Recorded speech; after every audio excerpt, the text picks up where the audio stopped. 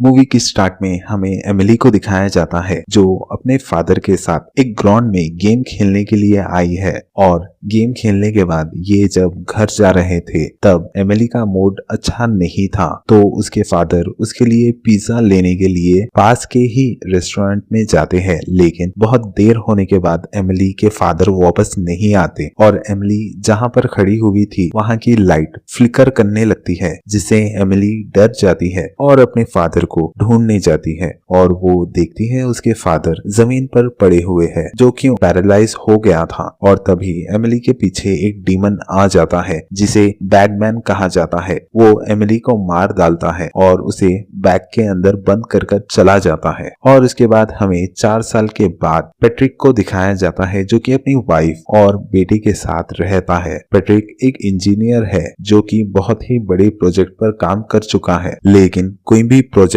कामयाब नहीं हुआ, जिसकी वजह से पैट्रिक बैंक करप्ट हो गया है। इसलिए वो अपने गांव चला जाता है और उसके फादर का टिम्बर का बिजनेस होता है जो कि उसका बड़ा भाई चलाता है। और उसके बाद पैट्रिक अपने बड़े भाई से बात करता है और उसे एक प्रोजेक्ट दिखाता है और कहता है कि अगर मुझे प्रोजेक्ट के लिए फंडिंग मिल जाए तो शायद मैं इस प्रोजेक्ट से बहुत ही सारे पैसे कमा सकूंगा। लेकिन पैट्रिक का भाई उसे इस टिम्बर के बिजनेस में हाथ बटाने के लिए कहता है। पैट्रिक को ये बिजनेस कुछ खास पसंद नहीं था, लेकिन पैट्रिक के पास कोई और रास्ता भी नहीं था। और शाम के वक्त उसे कुछ अजीब सी आवाज सुनाई देती है और वो घर के बाहर चला जाता है। और पैट्रिक को जंगल में एक बहुत ही अजीब सा जानवर दिखता है जिसे देखकर वो बहुत डर जाता है। और पैट्रिक के साथ बचपन में एक अजीब सा हादसा हुआ था जिसका डर अभी तक पैट्रिक के दिल में है। पैट्रिक जब छोटा था वो अपने भाई के साथ एक माइन में गया था जिस माइन को गवर्नमेंट ने बंद कर दिया था। और ये जब उस माइन में जाते हैं, माइन के दरवाजे के पास एक पेड़ गिरा हुआ है और पैट्रिक उस पेड़ की लकड़ी को काटने लगता है ताकि वो उससे खिलौने बना सके। और उसका भाई उसे ऐसा करने के लिए मना करता है। और तभी माइन के अंदर से एक हाथ आता है जो कि पैट्रिक के बालों को कट करके वहां से चला जाता है, जिस वजह से पैट्रिक बहुत ज्यादा डर गया था और उसका फेवरेट ऑल भी उसके हाथ से गिर गया था। और उसके बाद पैट्रिक अपने फादर के पास जाता है और माइन के पास जो कुछ भी हुआ था वो उन्हें बता देता है। और उसके बाद पैट्रिक के फादर उसे पहाड़ के ऊपर लेकर जाते हैं और माइन को दिखाकर कहते हैं कि उस माइन में एक डीमन रहता है और बहुत साल पहले उस डीमन ने कई लोगों को मार दिया था और खासकर वो बच्चों को अपना शिकार बनाता है। और वो जिस बच्चे को भी छू लेता है वो उसकी जान लेकर ही रहता है। और फिर उसके डैड गुस्से में आकर कहते हैं कि तुम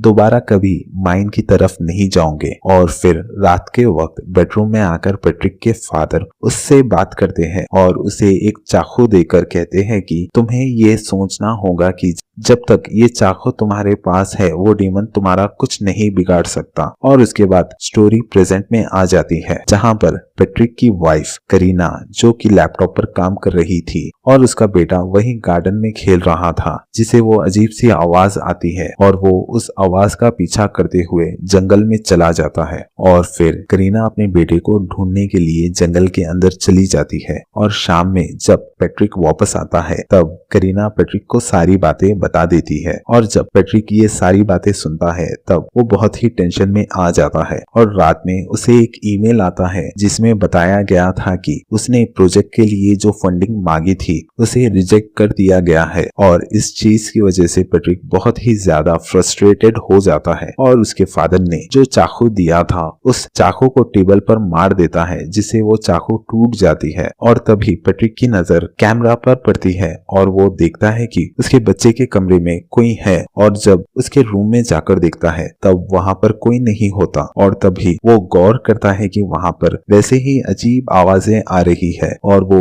उस आवाज का पीछा करते हुए एक बैट लेकर जंगल की तरफ जाता है। और इस आवाज को पैट्रिक ने बचपन में भी सुना था। और उसके बाद वो लोग नेक्स्ट डे शरीफ को बुलाते हैं जो कि उसके घर के आसपास तलाशी लेता है, लेकिन अब शेरिफ को भी यकीन हो जाता है कि उसके घर पर कोई आया था, क्योंकि विंडो के सामने कुछ लकड़ियों के खिलौने गिरे हुए थे। और उसके बाद शेरिफ पैट्रिक को सलाह देता है कि वो अपने घर के आसपास की सारे पेड़ों को कटवा दे, और पैट्रिक हाँ कह देता है। और जब वो अपने रूम की सफाई कर रहा था तब वही ऑल मिलता है जो बचपन में उससे खो गया था। और ये देखकर पैट्रिक बहुत ही हैरान हो जाता है। वो जाकर अपनी वाइफ से इस बारे में पूछता है और करीना कहती है कि उसने इसे पहली बार देखा है। और पैट्रिक ने भी अपने बेटे के लिए एक फ्लूइड बनाई थी जिसकी आवाज करीना को बिल्कुल भी पसंद नहीं थी, और वो कहती है कि इस फ्लूइड को तुम कहीं और रख दो। उसके बाद पैट्रिक अपने बेटे को नहला रहा था, तब उसका बेटा वही फ्लूइड मांगता है और पैट्रिक फ्लूइड लेने के लिए जाता है। तभी वहां पर बैगमैन आ जाता है और तभी पैट्रिक अचानक से वहां पर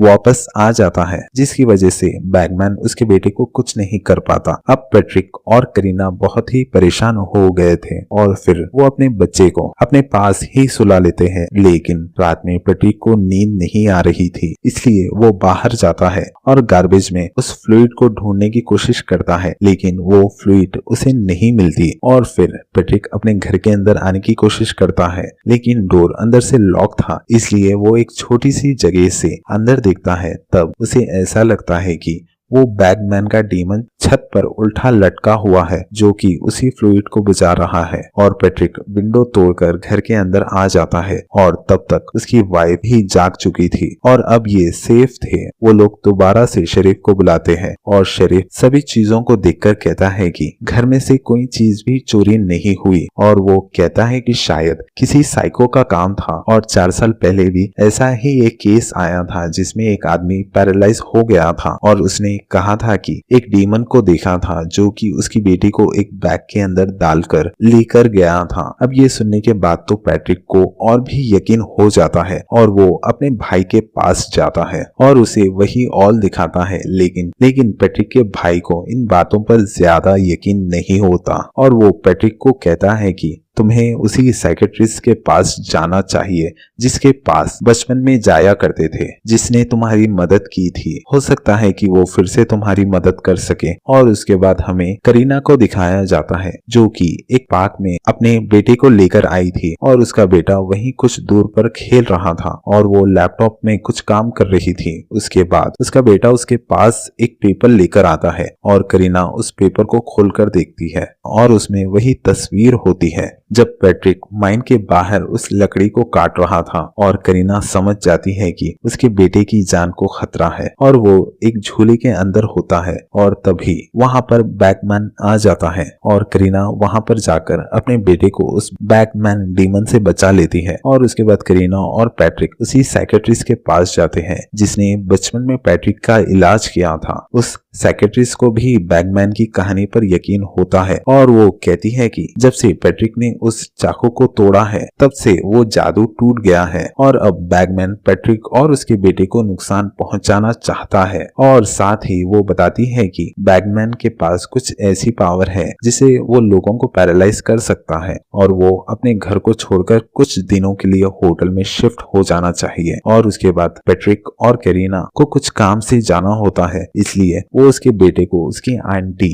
एना के पास छोड़ देते हैं। और रात के टाइम जब पैट्रिक का बेटा उसकी आंटी एना के पास था तभी वहां पर लाइट चली जाती है और फिर वहां पर बैगमैन आकर एना पर हमला कर देता है। और जब तक पैट्रिक और करीना वापस आते हैं और वो देखते हैं कि वहां पर पुलिस वाले आ गए थे, लेकिन पैट्रिक का बेटा और एना बिल्कुल ठीक थे। और उसके बाद पैट्रिक और शेरिफ सीसीटीवी कैमरा फुटेज को चेक करते हैं, लेकिन वो ठीक उसी टाइम पर खराब हो गया था। और जब सिक्योरिटी गार्ड ऊपर गया तब तक बैगमैन वहां से भाग गया और शेरिफ को इस बात का यकीन हो जाता है कि कोई तो है जो पैट्रिक के परिवार को नुकसान पहुंचाना चाहता है, इसलिए वो उसके घर के सामने पहरा देता है। लेकिन रात के टाइम टाइम जब पैट्रिक का बेटा सो रहा था तभी बैगमैन वहां पर आ जाता है और उसे अपने बैग में कैद कर लेता है और तभी पैट्रिक उसे देख लेता है और वो बैगमैन का पीछा करते हुए उस माइन तक पहुंच जाता है और माइन के अंदर से उसे अपने बेटे की आवाज आ रही होती है और वो अपने बेटे को बचाने के लिए माइन के अंदर चला जाता है। और फिर अंदर जाने के बाद पैट्रिक देखता है कि वहां पर बहुत सी अजीब चीजें हैं और बच्चों के कई खिलौने रखे हुए हैं और साथ ही उसे वो बैग भी दिख जाता है जिसमें बैगमैन ने पैट्रिक के बेटे को कैद किया था। लेकिन जब पैट्रिक उस बैग को खोलता है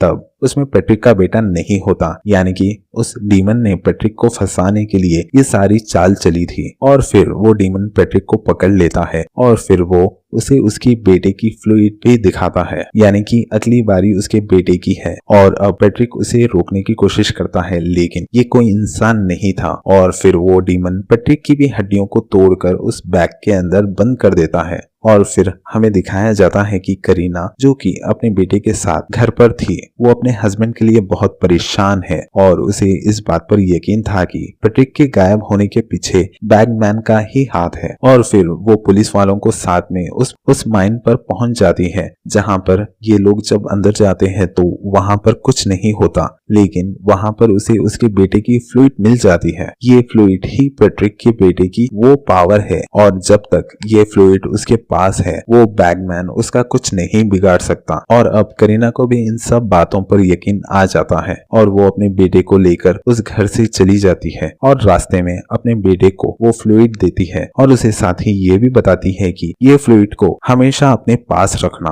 और करीना अपने बेटे को वही सारी बातें बताती है जो पैट्रिक के फादर ने उसे बताई थी और वो चाहती थी कि बैगमैन कभी भी उसके बेटे को कोई नुकसान ना पहुंचा सके। और इसी के साथ ये मूवी यहीं पर खत्म हो जाती है। मिलते हैं आपसे नेक्स्ट वीडियो में, जब तक के लिए बाय।